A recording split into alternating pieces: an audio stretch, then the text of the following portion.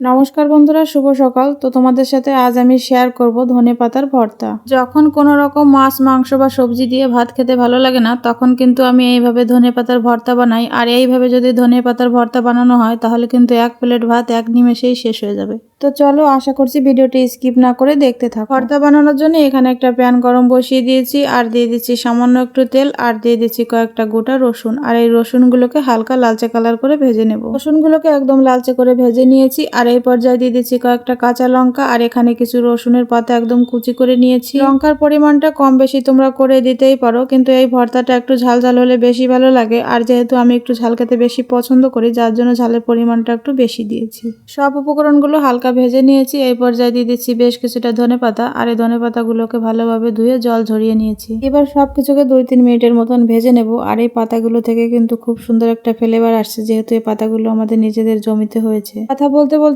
ধনেপাতাটা কিন্তু ভাজা হয়ে গিয়েছে। এবার এটাকে নামিয়ে বেটে নেব।